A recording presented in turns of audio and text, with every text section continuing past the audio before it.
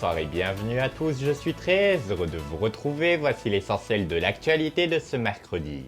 L'équivalent de 2 ans de pluie torrentielle d'une ampleur tout à fait spectaculaire se sont abattus en l'espace de 24 heures sur les Émirats Arabes Unis et plus particulièrement sur les villes de Dubaï, Oran et Bahreïn, causant de très fortes inondations au sein notamment des habitations et des dégâts considérables. L'aéroport international de Dubaï a dû lui être interrompu durant de très nombreuses minutes. L'heure pour les habitants sur place est au nettoyage et à la reconstruction, comme nous allons le voir sur ces images tournées par des témoins sur place.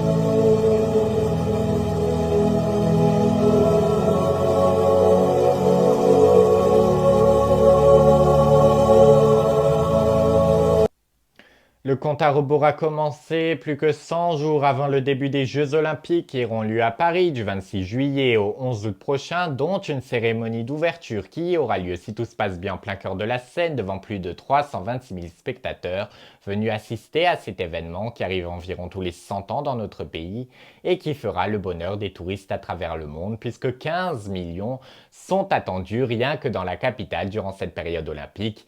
Et bien entendu, on est tous derrière les athlètes français avec qui on espère pouvoir remporter le plus de médailles que possible.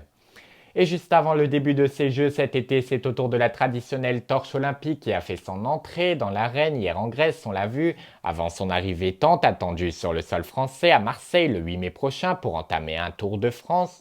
Une première étape de ce marathon qui sera à suivre sur IA1 lors d'une édition spéciale où j'aurai le plaisir de vous retrouver pour revenir ensemble sur les meilleurs moments de cette journée historique. Toujours dans l'actualité sportive, un petit mot de foot. Après leur défaite à domicile la semaine dernière en match aller 2-3, le Paris Saint-Germain s'est imposé hier soir après une remontada lors du match retour face au FC Barcelone 4-1. 6-4 en cumulé. Grâce à cette performance, le PSG s'offre pour la 4e fois de son histoire une demi-finale de Ligue des Champions dans laquelle ils affronteront Dortmund le 30 avril et le 7 mai prochain.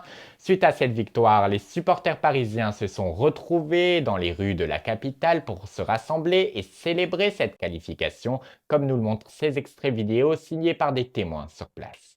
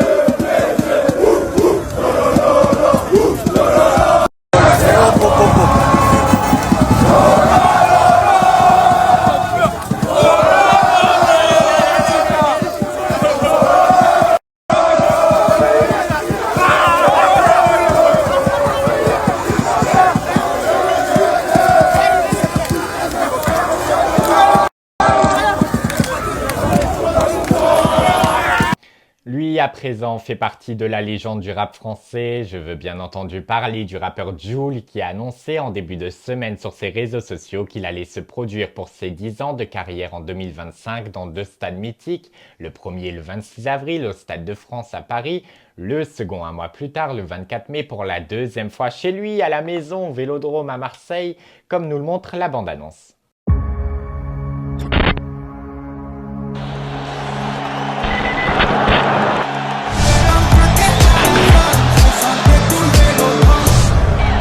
J'ai fait la demande pour le Stade de France, tu vois.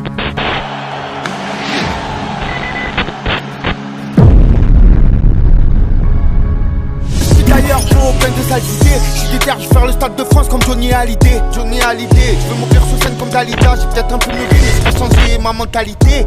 Je pense que c'est grâce à vous que j'ai percé. Je mets le coup de tête aboli. Je vis caché dans la colline, loin des traites, loin de la police. Je fume un pète avec ma jolie. Et je produis comme Timbaland. Sous-beu vers les cales. À présent, concernant la billetterie qui a ouvert ses portes ce mercredi à midi, a vu ses 140 000 billets mis à disposition pour ces deux concerts partir comme des petits pains en seulement 35 minutes. Le site où les billets a été mis en place a même planté. Jul, qui s'inscrit officiellement dans la légende et rejoint les plus grands à s'être produits au Stade de France comme Johnny Hallyday, Céline Dion ou encore Mylène Farmer. Je vous souhaite une excellente soirée à vous qui nous regardez, à la team Jul, et je vous dis à demain soir sur IA.